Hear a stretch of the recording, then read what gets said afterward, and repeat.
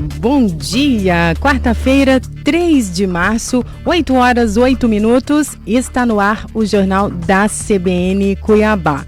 Antes de mais nada, desejamos uma quarta-feira abençoada, iluminada, com muita responsabilidade e empatia, que são requisitos primordiais nesse momento em que vivemos. Muito bom dia, meus companheiros Camila, Pedro.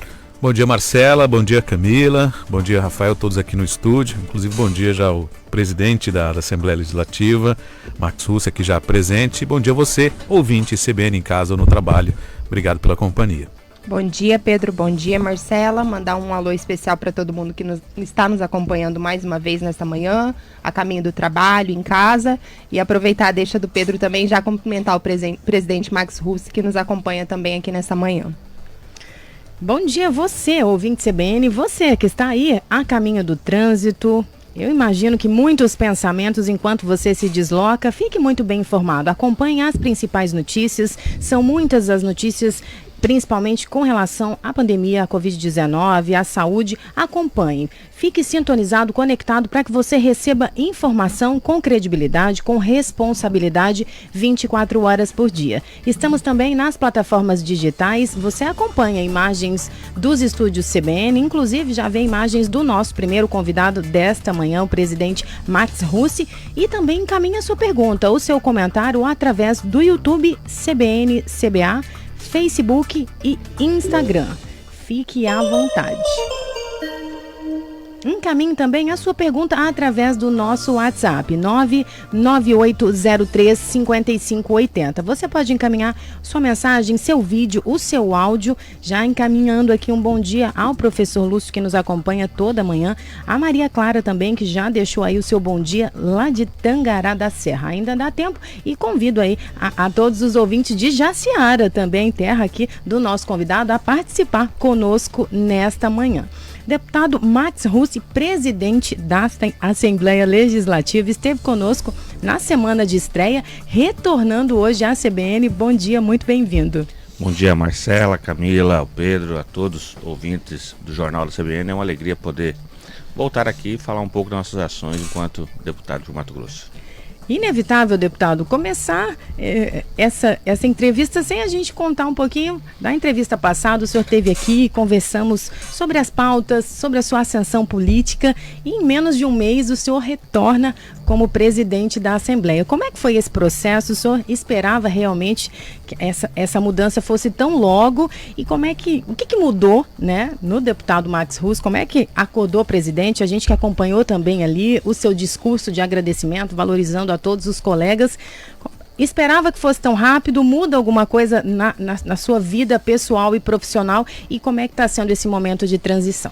Não esperava, né? Lógico que eu tinha um projeto, tinha um desejo, num próximo mandato.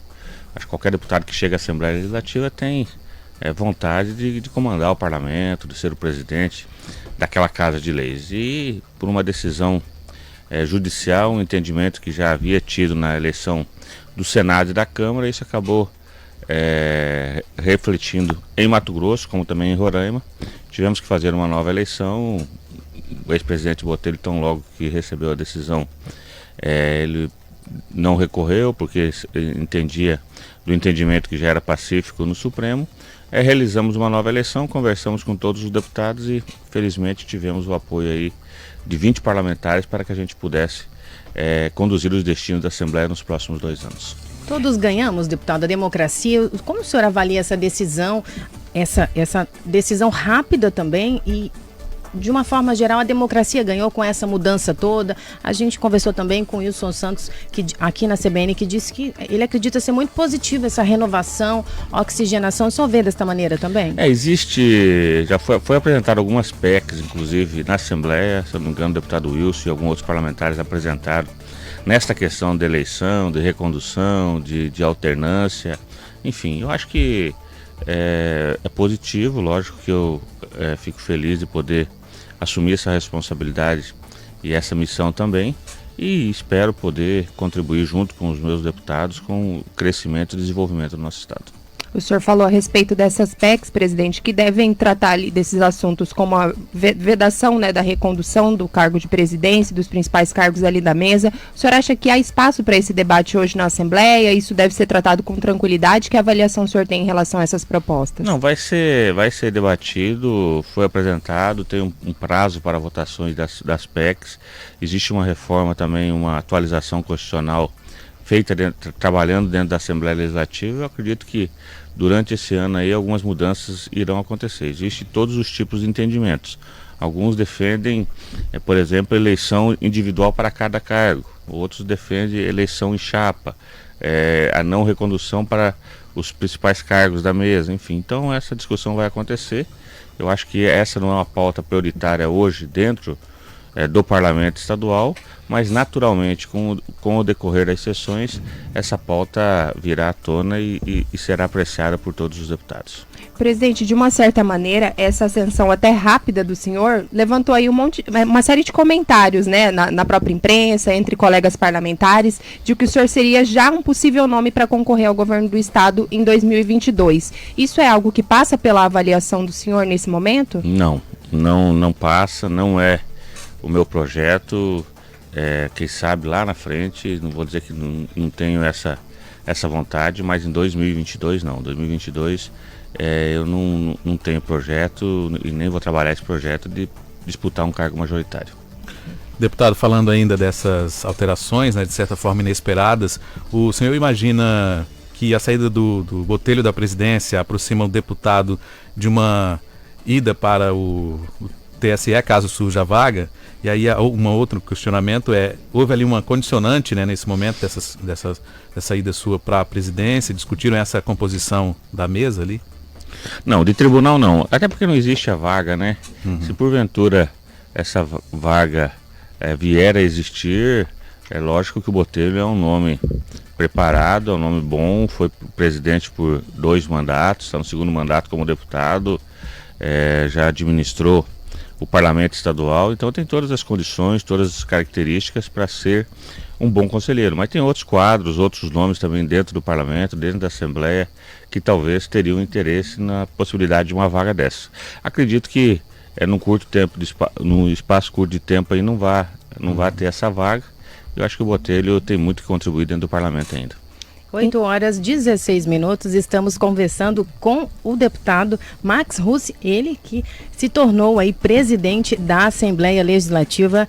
E você pode e deve encaminhar a sua pergunta ao presidente através do nosso 99803-5580. Todas as perguntas são bem-vindas, presidente? São bem-vindas, importante a participação, né? Até para a gente poder contribuir com alguma informação ou também escutar alguma crítica que seja importante ao nosso mandato. Presidente, estamos vivendo o momento mais crítico da pandemia, inclusive com números superiores à primeira onda e do pico, né? Falando aqui dos dias de maior ascensão aí dessa doença que assolou toda a humanidade.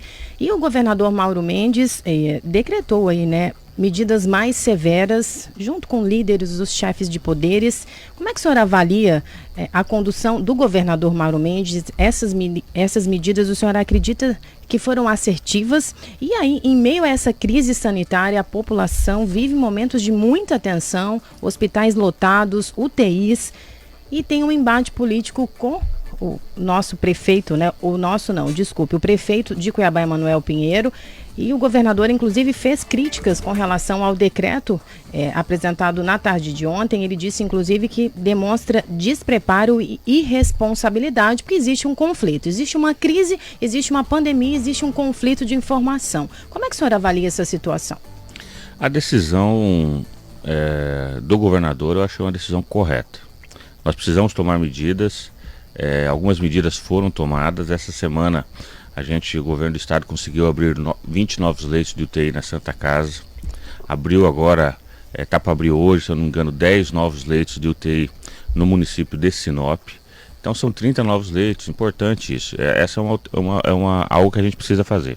Mas além disso, precisa ter feito outras coisas. O distanciamento é importante. Infelizmente, parte da população não leva a sério a pandemia. Eu digo uma parte pequena, mas existe uma parte da população que não leva, que não está encarando a problemática da forma que tem que encarar. Muitas vezes o pessoal, mas é jovem, eu não tenho nenhuma comorbidade, não tenho nenhum problema. E acaba em eventos, levando para dentro de casa, para o pai, para a mãe. O índice de pessoas jovens nos leitos de UTI aumentaram muito. O índice de pessoas jovens, infelizmente, que estão perdendo a vida por causa do Covid, aumentaram muito. Então nós estamos vivendo uma problemática muito grande, não é Mato Grosso, é no Brasil. Os outros estados estão piores do que Mato Grosso. Santa Catarina ontem encaminhou 10 pacientes de UTI para o Espírito Santo e tinha 50 na fila precisando de UTI. Você imagina a situação de uma pessoa faltando ar, precisando respirar e não tendo condição de ter um atendimento médico. Um lockdown total, Paraná da mesma forma, Bahia da mesma forma.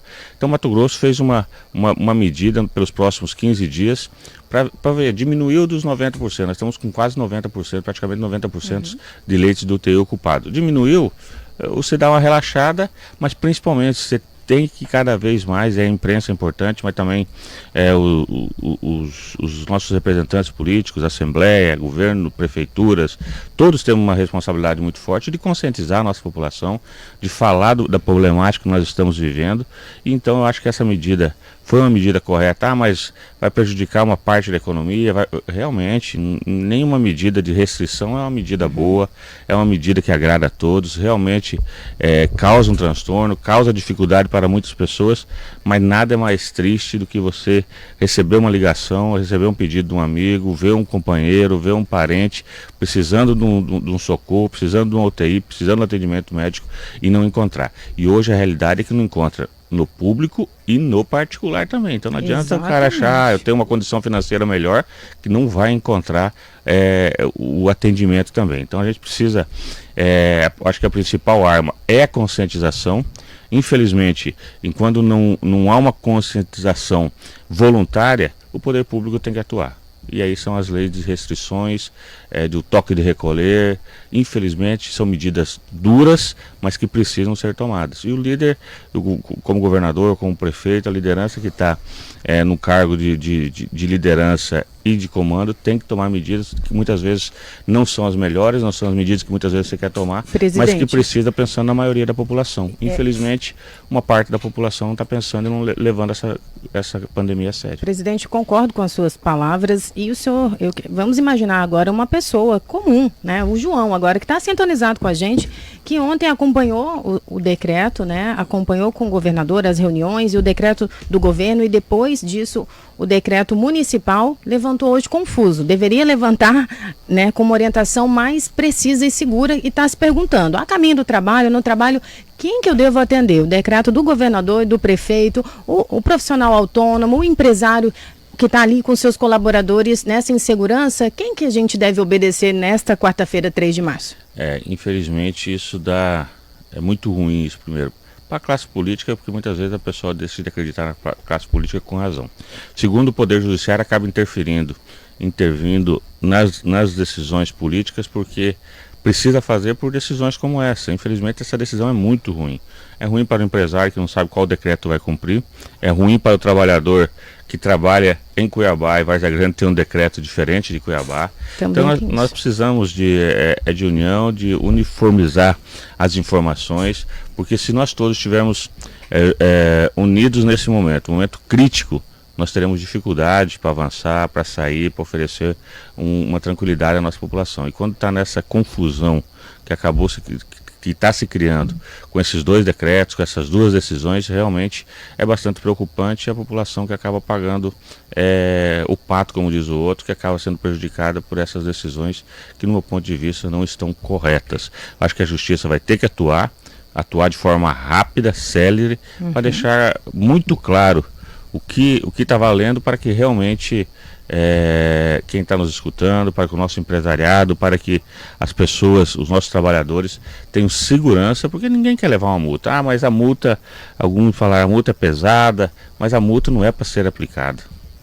Ninguém quer aplicar multa, porque as multas que serão aplicadas, elas vão ser revertidas em cestas básicas para as famílias que mais precisam. Não gera arrecadação nenhuma, receita nenhuma. Ninguém quer aplicar multa e não precisamos aplicar multa. É somente feito porque às vezes tem que ser educado dessa forma, porque na conscientização não está tendo resultado. As festas estão amanhecendo, as festas em condomínios, as festas de todos os tipos, porque todo mundo acha que a sua festa, o seu evento, é o evento mais importante, é o evento que não vai ter problema. Então tem que ser geral e acredito que a única solução que vai ter para esse embate vai ser uma decisão judicial que espero que aconteça o mais rápido possível.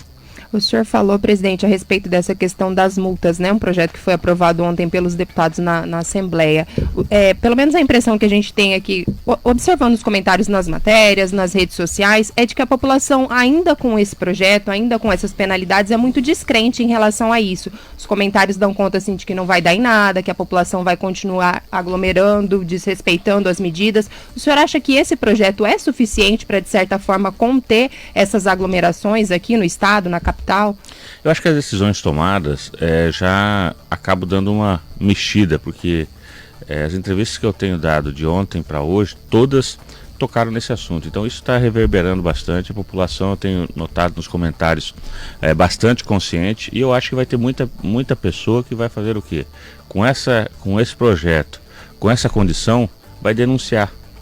O vizinho vai fazer a festa, o outro vizinho vai ligar, a PM, está tendo uma festa aqui, está tendo uma aglomeração. Então eu acho que isso vai acontecer, porque tem muita gente revoltada, porque está se cuidando, está usando máscara, está usando as medidas de biossegurança, está se preservando, e aí ao lado da sua casa o seu vizinho não se preserva. Essa pessoa está revoltada porque ela entende que o seu vizinho está colocando ela em risco. Então essas pessoas, eu acredito muito que elas mesmas vão fazer as denúncias, elas mesmas vão fazer as ligações, elas mesmas vão chamar providência, e acredito também na conscientização. Eu acho que tanto que a imprensa está comunicando, o tanto que todos estão falando, eu acho que a população e as notícias ruins de falta de UTI, de lotações máximas nas UTIs, dos hospitais em alguns locais 100% tomados, eu acho que a população, de uma maneira geral, também está preocupada com isso e vai ajudar a fiscalizar, e também está bastante consciente. Presidente, ainda falando dessa sessão que a gente teve ontem,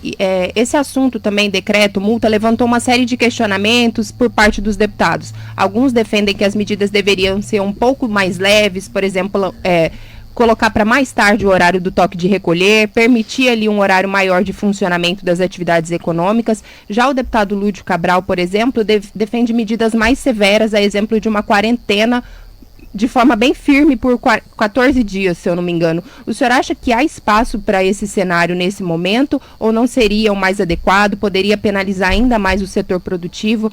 A deputada Janaína Rivas, me permite, até chegou a se manifestar por meio das redes sociais, no sentido de que essas medidas podem levar principalmente os trabalhadores autônomos a uma condição de miséria aqui no Estado. Que avaliação que o senhor tem a respeito dessas contradições e desses decretos? Eu acho que é normal dentro do parlamento ter vários pontos de vista, né? O Lúdio defende que seja fechado 100% pelos próximos dias, total. Outros deputados acham que não deveriam fechar, outros acham que deveriam fechar mais tarde. Eu acho que a decisão foi a decisão possível, correta. Qual que é o compromisso que o governador fez? De todo dia fazer uma avaliação. O que acontece? O governo fez um decreto para 15 dias. Mas que Deus ajude que em 7 dias a gente baixe dos leitos de UTI de 90% para 75%, 70%. Pode flexibilizar o horário, já pode melhorar. Agora, se nós chegarmos daqui 15 dias e está em 100%, aí nós temos que tomar o governo é obrigado, enquanto gestor, tem que tomar uma medida mais dura.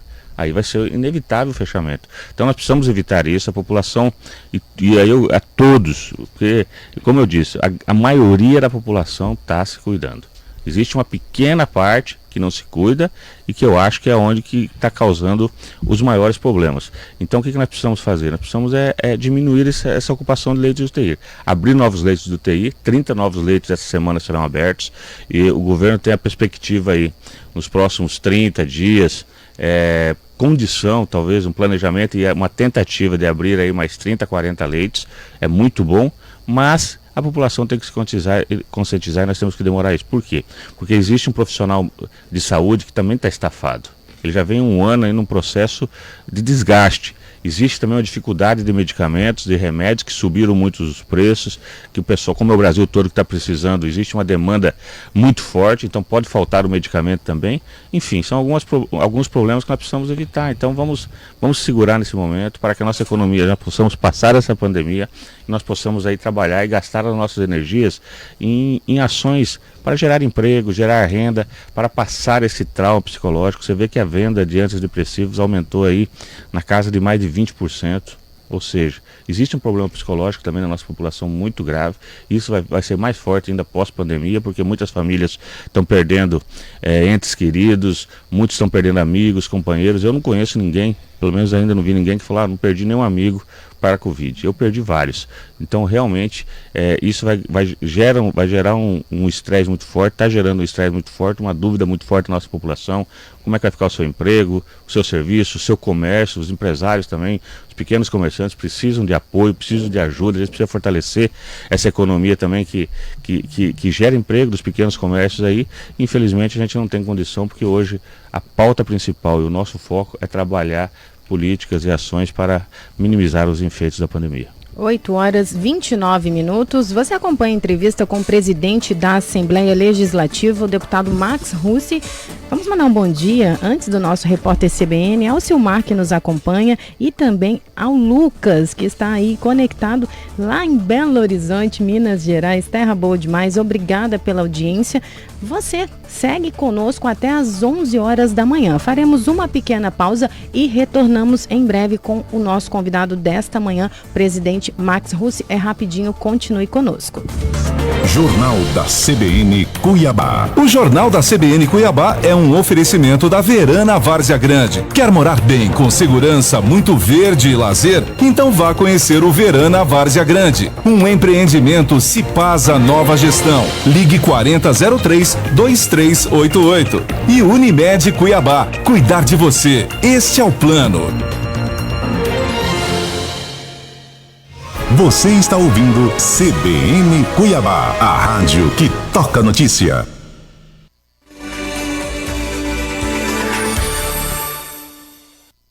Rede CBN, top de 5 segundos.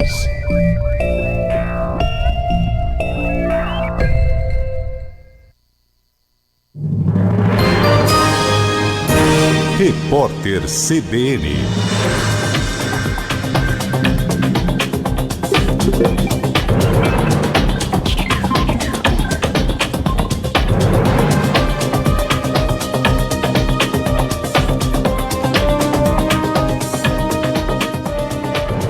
Quarta-feira, 3 de março de 2021. O Produto Interno Bruto do Brasil teve queda de 4,1% em 2020. É o maior tombo desde o começo da série histórica atual do IBGE, iniciada em 1996. Entre os setores da economia, apenas a agropecuária registrou alta. A indústria e os serviços tiveram queda. O recuo interrompeu o crescimento de 2017 a 2019. No período, o PIB acumulou alta de 4,6%. O desempenho do país no ano passado foi afetado pelas medidas restritivas adotadas para combater o coronavírus.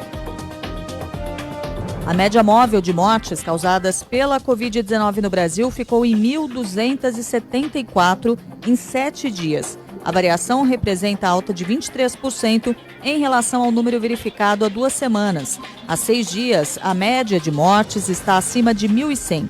Entre sábado e terça-feira, foram 4 recordes seguidos. O cálculo é feito pelo consórcio de veículos de imprensa com base nos dados repassados pelas secretarias estaduais de saúde.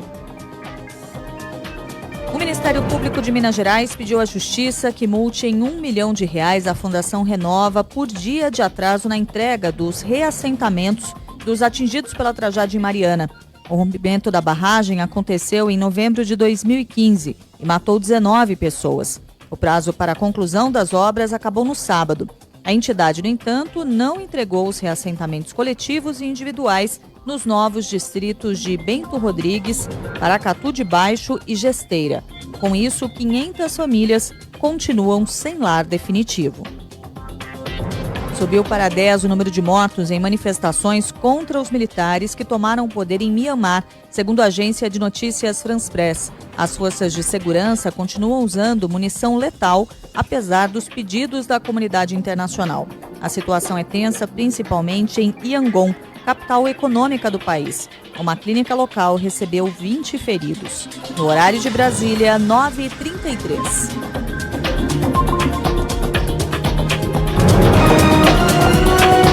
Repórter CBN. As principais notícias do dia a cada meia hora.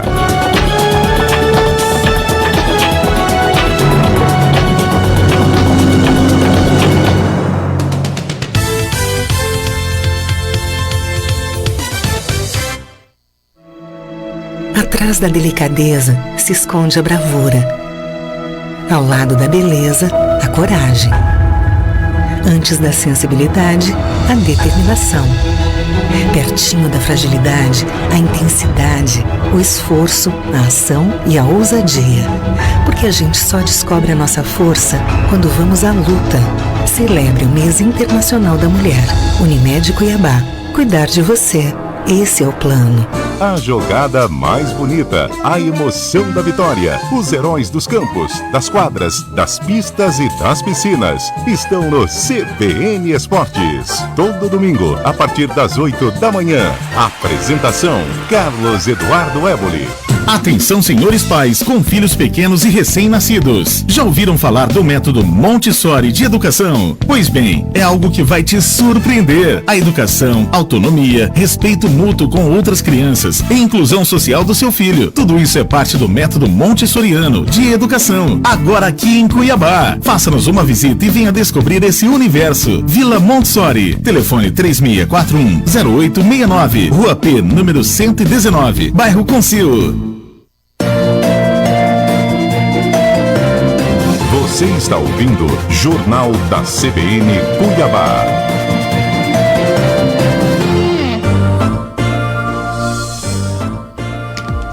Oito horas 35 minutos, manhã de quarta-feira, 3 de março.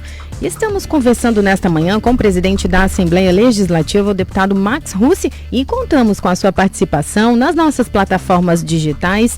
Estamos ao vivo no YouTube CBN CBA, Facebook e Instagram. Deixe lá o seu comentário, a sua pergunta, o seu questionamento. Encaminhe também através do nosso WhatsApp 99803-5580. Presidente, conversávamos sobre a pandemia, inevitável esse momento crítico que estamos vivendo. O senhor fez aí as suas considerações. Gostaria de encerrar esse ciclo envolvendo a pandemia, porque são muitos os assuntos políticos que desejamos conversar com o senhor, mas eu gostaria da sua avaliação com relação à vacinação. O senhor, quando esteve aqui, defendeu a compra, inclusive levar isso, né, aos colegas deputados para que pudesse ter aí a compra direta, o que não aconteceu e não evoluiu em nada. Temos momento crítico vivido, volta às aulas das escolas particulares que aconteceu na segunda-feira. Hospitais lotados, houve uma suspensão por um lapso grande ali no centro de eventos do Pantanal. Como é que o senhor avalia isso? Não seria o momento de ter uma pressão para que essa vacina venha de forma direta? Como é que o senhor faz essa avaliação do retorno às aulas também? E gostaria também que o senhor, ao final, desse a informação para o ouvinte sobre as atividades da Assembleia que estão suspensas, para que também o público, né, o cidadão, fique consciente do papel de vocês que estão cumprindo também os deputados lá na Assembleia. A vacinação é o caminho, né? Infelizmente a gente vacinamos muito pouco ainda no Brasil, não tem a vacina. É uma decisão aí, um caminho correto que eu acho que deveria ser o caminho que, inclusive, o governador foi atrás, está tentando comprar 1,5 milhão de doses. O prefeito da capital também fazendo consórcio com outros prefeitos do Brasil. A Assembleia, todos os deputados, a Assembleia, no que fosse possível e necessário para a compra de vacina está à disposição. O problema é que não tem, é o mundo inteiro querendo comprar a vacina, o mundo inteiro precisando da vacina, o mundo inteiro querendo. O Brasil demorou para começar a ver a importância da vacina, saímos retardados aí nessa corrida, infelizmente, e agora temos que fazer isso. Eu acho que é positivo essa ação por parte do governo de tentar buscar de forma direta. O governo federal falou que já que se comprar, se algum estado conseguir comprar e ninguém conseguiu ainda, não vai aceitar que esse estado vai ter que vir para o governo federal fazer essa distribuição, mas pelo menos a gente tem que buscar essas alternativas. Eu defendo que, por exemplo, tivesse liberado o empresário mesmo, ele ia querer comprar vacina para o seu funcionário. Por quê? Porque ele não vai perder o seu funcionário pela Covid, não vai perder um prazo que vai ficar sem trabalhar, então seria vantajoso. Infelizmente, a gente não tem essa condição, esperamos que no futuro muito próximo a gente consiga, porque eu acho que a única forma da gente acabar com esses bloqueios de horário, com essas dificuldades, é através da vacina. Então eu acho que esse é o caminho, a solução, e nós precisamos avançar rápido nessa direção antes que outras cepas venham e as variantes estão aí. As variantes, e acabe a vacina não tendo mais utilidade para o avanço da pandemia. Na questão das escolas, eu acho que o governo não interferiu nessa questão no seu decreto. Nas escolas somente à noite, nas faculdades tal, que vai ter esse problema durante os 15 dias, mas nas escolas dos municípios que já adentraram com aula, nas escolas particulares, isso não teve interferência por parte do governo. A Assembleia Legislativa vai cumprir o decreto, por 15 dias não vai ter atendimento presencial, só virtual, as sessões também de forma virtual. Por quê? Porque nós tivemos muitos casos dentro da Assembleia. A Assembleia recebe mais de 2.000 pessoas por dia. Essas 2.000 pessoas não são de Cuiabá, Várzea Grande, é de 141 municípios de Mato Grosso. Tem cidadão que vem e praticamente toda semana a gente recebe pessoas de 1.000 quilômetros, 1.200 quilômetros, 1.300 quilômetros da nossa capital, que vem a Cuiabá, que vem na Assembleia Legislativa, e que ali nós estávamos tendo muito caso. Então, se a gente se torna um vetor e essas pessoas chegam, a gente acaba distribuindo e mandando a Covid para todo o Mato Grosso. Então, houve esse fechamento, a gente não vai fazer atendimento pelos próximos 14 dias aí, cumprindo o decreto também, mas vamos continuar trabalhando de forma virtual, o atendimento dentro da casa a partir da próxima semana, e fizemos a sanitização da Assembleia também como uma forma de dar segurança aos nossos funcionários, mas principalmente à população de uma maneira geral que procura a Assembleia diariamente. Presidente, então falando um pouco mais de assuntos, né, que estão sendo tratados pelos deputados, em que situação está ali a discussão em torno, por exemplo, do desconto da alíquota, não é, da Previdência dos aposentados? Isso vai influenciar do ponto de vista dessa situação da Assembleia? Não, os trabalhos da Assembleia não influenciam em nada. As sessões, nós estávamos fechados essa semana, precisou fazer uma sessão ontem, todos os deputados se prontificaram, estiveram presentes, a grande maioria de forma virtual, mas votando os projetos, votando as ações, e da mesma forma vai ser na próxima semana. Então o trabalho não interfere em nada, vai chegar um projeto da Assembleia Legislativa da questão dos aposentados com doenças raras. A gente queria colocar na pauta ontem, mas como alguns parlamentares entenderam que que não podia colocar, que somente essa pauta exclusiva que o governo tinha mandado para a Assembleia, então foi isso que a gente fez, mas que eu tenho certeza que nas próximas semanas vamos apreciar esse projeto e ter uma comissão dentro da Assembleia formada ainda na presidência do deputado Botelho, que está discutindo essa questão dos aposentados. E na avaliação do senhor, presidente, essa proposta inicial do governo que trata dos aposentados com doenças raras, se eu não me engano, a gente viu aqui algumas informações que vai beneficiar cerca de 650 aposentados nessa situação. 658, isso. Já é um avanço? O senhor acha que o governo ainda admite um espaço para negociar, avançar um pouco mais? A questão da discussão, por exemplo, do desconto por faixa salarial é um caminho? O governo pensa algo nesse sentido? Sim, é um avanço. Já conseguimos ter esse avanço positivo, já vão beneficiando uma parte dos nossos aposentados, e também tenho convicção, e o governo se manifestou nesse sentido, que tem interesse sim de fazer essa discussão, de procurar um encaminhamento, não o ideal, não o ótimo, mas algo que seja bom e que seja um ganho para os aposentados dentro das condições que o governo tenha de fazer o pagamento. O projeto inicial, aquele que foi apresentado pelo LUD, que até o governo apontou vício de iniciativa, não é possível, na avaliação do senhor, chegar àquela proposta que foi feita pelo deputado? Deve ficar em algo abaixo disso? Esse estudo está sendo feito, né? Tem uma comissão dentro da Assembleia, está trabalhando essas possibilidades, como que a gente consegue chegar num número de equilíbrio. O que eu tenho defendido e em todas as minhas entrevistas é que nós precisamos buscar outras receitas para a Previdência. Se nós ficarmos dependendo somente da contribuição do servidor e da contribuição patronal, que é a contribuição do Estado, nós teremos de tempos em tempos ter que fazer reforma, ter que mexer em alíquotas, porque felizmente a população está vivendo mais, expectativa de vida maior e precisa um recurso maior para manter essa faixa salarial que está se aposentando. Então nós temos que buscar outros recursos. Eu falei dos recursos frutos da recuperação da corrupção. Quem que participa disso? São servidores públicos, delegados, promotores, juízes, vereadores às vezes, com CPIs, deputados, enfim. A gente tem que buscar colocar talvez dentro do Fundo da Previdência, pode ser outros recursos, um percentual do incentivo fiscal, enfim, são várias ações que podem ser tomadas para que a gente possa ter um fundo viável e não precisar de tempos em tempos mexer nas alíquotas previdenciárias dos aposentados que já chegam numa idade que contribuíram muito, ajudaram muito e muitas vezes têm dificuldade. Alguns estados fez a progressiva, tem um estado, por exemplo, que foi a 22%, mas aí você pega 22% de previdência, mais 27,5% de imposto de renda, 50% do salário já fica na fonte, já morre na fonte.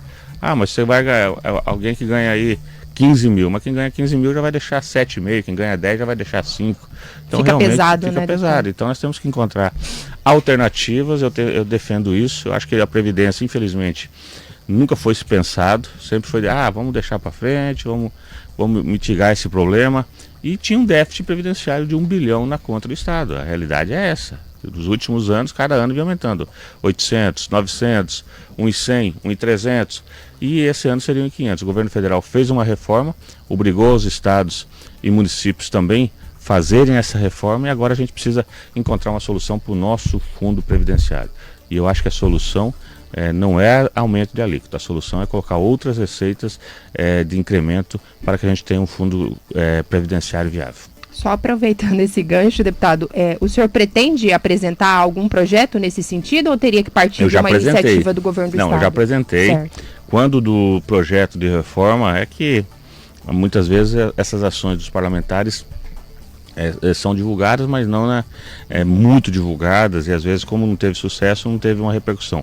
Mas eu apresentei na reforma da Previdência, eu apresentei 2 emendas nesse sentido, para colocar o recurso fruto da corrupção para dentro da Previdência. Todos os anos a gente tem recuperado aí 500 milhões, 600 milhões, 900 milhões, ou seja, o déficit seria praticamente zero, mas não vamos colocar tudo, vamos colocar só um percentual. Qualquer percentual que colocar dentro, qualquer recurso esse que colocar dentro é um ganho. Então eu apresentei, infelizmente as minhas emendas não avançaram, foram reprovadas, isso faz parte do parlamento, né?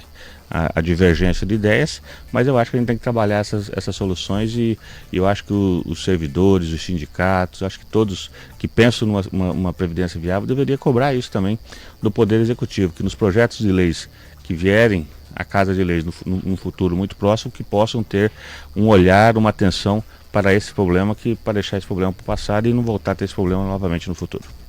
8h46, manhã de quarta-feira, conversamos com o presidente da Assembleia Legislativa, o deputado Max Russi. Deputado, quando esteve aqui na entrevista anterior, estreando inclusive a CBN, falamos muito sobre a questão do modal, da alteração do VLT para o BRT. E depois disso o conflito segue, não evoluímos em nada, temos aí um plebiscito que foi apresentado, a sugestão do Emanuelzinho, mas não avançamos em absolutamente nada, conversamos com vários gestores. Enquanto presidente, o senhor segue com a mesma avaliação, tendo em vista que um plebiscito teria aí um gasto de aproximadamente 16 milhões em meio à crise sanitária que vivemos. Qual a melhor solução na sua maneira de ver? Eu não acredito em plebiscito. Primeiro que o plebiscito tem que ouvir os 141 municípios de Mato Grosso para tomar uma decisão que impacta e influencia de forma direta Cuiabá e Várzea Grande. Então, se você perguntar lá em Vila Bela, um exemplo, lá em Coniz, em Confresa, em Aripuanã, se ele quer que faça BRT ou VLT, ele vai dizer, não quero nenhum dos dois, quero que faça uma estrada aqui que ligue o meu município. Tem municípios que não tem nenhum asfalto chegando. Que desatole, né? Que não tem ligação de asfalto. Você vê vídeos aí de carretas atoladas em alguns pontos de Mato Grosso, não 158 aqui mesmo, várias caretas, vários problemas aí nas estradas. Então, não vejo por onde. Eu acho que no momento de pandemia fazer um plebiscito, acho que o momento eleitoral foi um momento que acabou crescendo muito os casos de Covid. Novamente, a gente voltar a fazer a aglomeração com plebiscito, eu acho que não é o momento. O gasto também, a gente precisando de tantos investimentos aí, eu acho que esse não é o caminho. Acho que o caminho tem que ser o caminho do entendimento.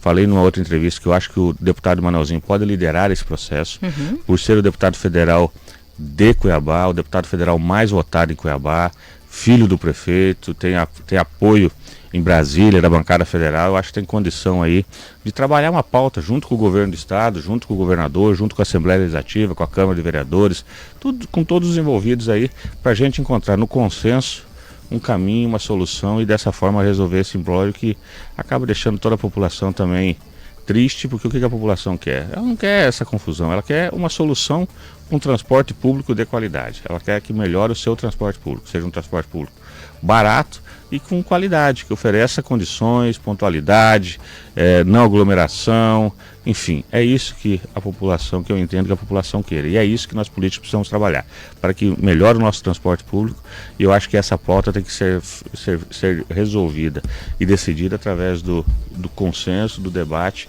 para a convergência de uma solução que traga resultados positivos à nossa população.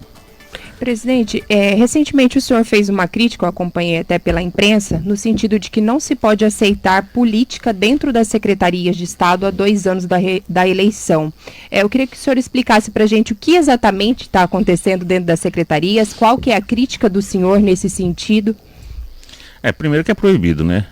Nenhum agente público pode, em momento nenhum, usar cargo, espaço para promoção pessoal ou para qualquer amarração política. Vou lhe dar um benefício em troca de um apoio futuro. Então chegou-se várias reclamações dentro da Assembleia, várias reclamações nesse sentido aos deputados estaduais e essa colocação foi colocada numa reunião com os deputados para o governador, para o chefe da Casa Civil, que o chefe da Casa Civil não tinha conhecimento e foi muito elogiado, inclusive, na reunião, para que realmente não possa ocorrer isso, porque se ocorrer isso, os deputados terão que fazer as denúncias, terão que tomar providência, e acredito que isso já foi pacificado. O governador já chamou a atenção de alguns secretários, alguns pontos de discussão que tinha nesse sentido, e eu acho que não teremos problemas nenhum, porque nós não podemos, de forma nenhuma, num momento crítico como esse, pensar na política que vai acontecer somente daqui a 2 anos. Mas, de fato, estava existindo essa, dizer assim, moeda de troca? Tinha reclamações nesse sentido, tinha comentários, não se chegou a ver nada de concreto, mas existia uma especulação muito forte, e essa especulação e essas conversas chegaram aos deputados, que estão logo tomar providência. A gente precisa tomar providência se não estava acontecendo, antes de acontecer, o que pudesse acontecer, porque realmente isso é crime eleitoral e nós não podemos de forma nenhuma deixar que isso aconteceu. Então a gente fez essa reclamação e felizmente depois disso a gente não escutou nada mais nesse sentido. Mas você acha que ficou estremecida essa relação dos deputados e governador em relação a essa situação que o senhor aponta? De nenhum jeito, muito pelo contrário. O governador agradeceu essa colocação, porque é importante para o governo. O governo quer entregar as ações, entregar as obras. Se começar a politizar, a segurar no campo da politização de ações individuais, ele não consegue avançar. Então o governador gostou dessa fala, tomou providência nesse sentido, e ele falou isso, ele falou, nós precisamos entregar muitas obras, muitas ações, e os nossos secretários, os nossos diretores precisam estar focados nesse objetivo. 8h52, conversamos com o presidente da Assembleia Legislativa de Mato Grosso, o deputado Max Russi. Deputado, o senhor disse da outra vez também aqui, em conversa com a nossa equipe, que a gestão foi muito positiva, então liderada pelo deputado Eduardo Botelho. Tivemos aí uma economia muito grande por conta da Assembleia e que o senhor, nesse momento, tem a pretensão de dar continuidade por estar funcionando, né, esse processo, essa economia. E o senhor também apresentou, no ano passado, a proposta para a liberação das cirurgias eletivas, também linhas de crédito para os pequenos empresários que sofrem tanto. Nesse sentido, o senhor dará continuidade a todas as ações? Podemos esperar essa economia, esse trabalho mais, acirrado ali, para que a gente tenha sempre um saldo positivo? E com relação às propostas do senhor, vivemos uma crise, as cirurgias eletivas elas estão sendo realizadas. Conversamos com o Dr. Marcelo Bunlai, que anteontem que disse isso é importantíssimo dar continuidade, não pode parar por conta dos diagnósticos que demoram a ser feitos e as cirurgias ortopédicas também que ficam aí na expectativa. E as linhas de crédito, vivemos esse momento crítico, temos aí o chamado mini lockdown. O senhor segue incentivando os micro e pequenos empresários? Sim, colocação importante. A dos empresários a gente precisa buscar através do Desenvolve MT, fortalecer esses empresários que estão passando num momento de dificuldade, estão sendo afetados de forma direta. É com microcrédito, é com ação de empréstimos, é com ação de fortalecimento para não fechamento desses mercados de trabalho, porque vamos passar a pandemia e precisamos sim dessas empresas, dessas pessoas gerando emprego, gerando renda. Nós temos a Desenvolve, colocamos dinheiro lá e precisamos que realmente consiga esses recursos chegarem na ponta. A questão das cirurgias eletivas, essa é uma problemática. A gente foca e tem focado muito na questão do Covid, da pandemia, centrado todos os esforços de forma correta. Se parou as cirurgias eletivas no interior de Mato Grosso, existe uma demanda muito forte e nós perdemos pessoas, vidas também por cirurgias que não estão sendo realizadas. Então a gente precisa sim dar uma... e no momento que eu falei, estava diminuindo a curva da Covid, então eu já cobrava isso.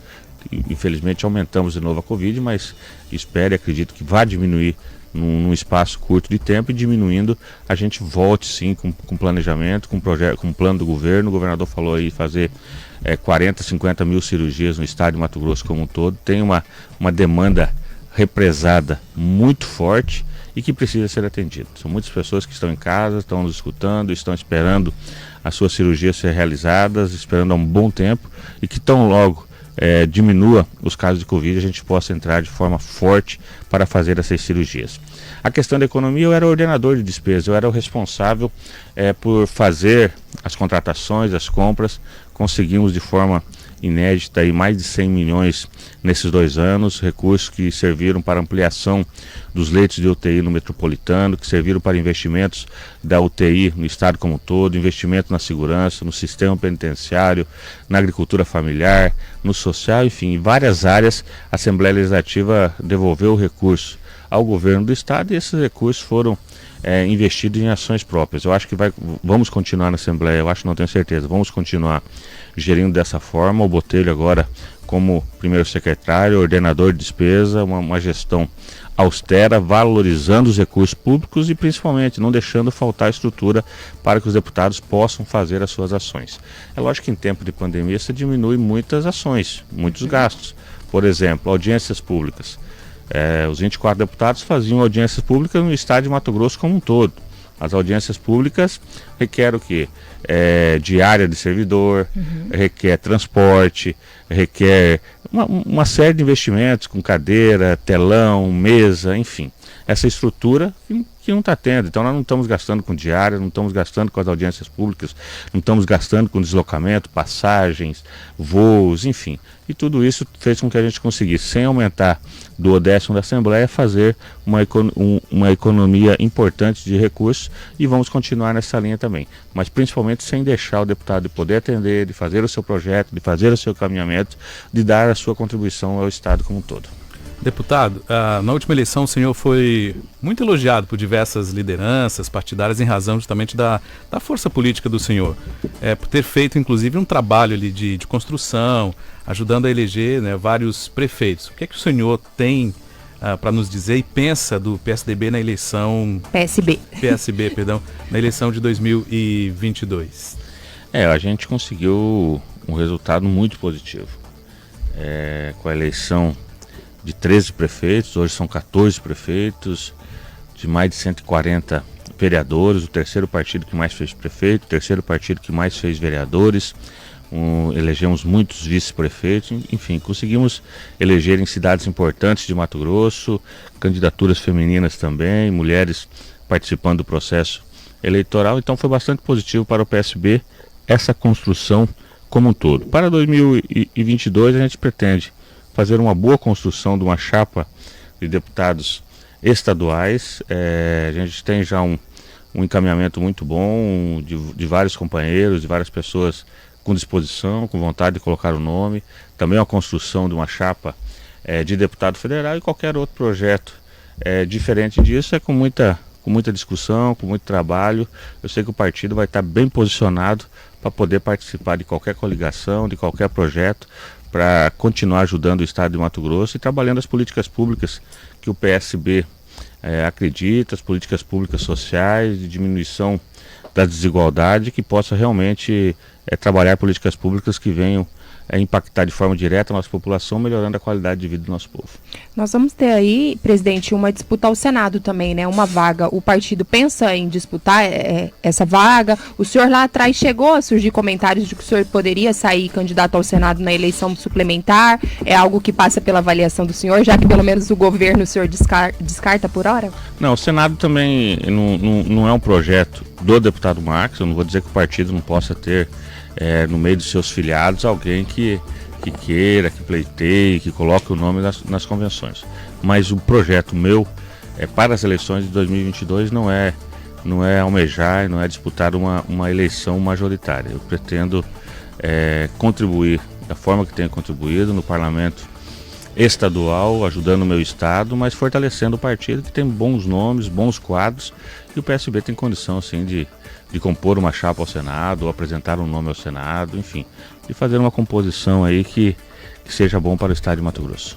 8h59. Conversamos com o presidente da Assembleia, o deputado Max Russi. Agradecemos a presença, meio a correria do dia a dia, agitação, um momento crítico, mas o senhor aí dispôs do tempo para conversar diretamente com o nosso ouvinte. Desejamos aí muito sucesso, prosperidade nessa nova jornada e que o senhor retorne para prestar mais esclarecimentos à população.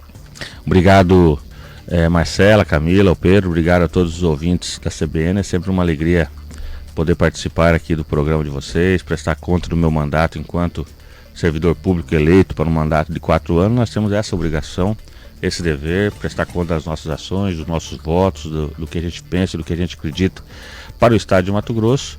Agradecer a todos os nossos ouvintes e sempre me colocar à disposição para poder estar aqui esclarecendo, informando, escutando as sugestões, críticas, daquilo que possa qualificar o meu mandato e fazer com que eu cada vez mais tome as melhores decisões essas que venham trabalhar em benefício da população do meu estado.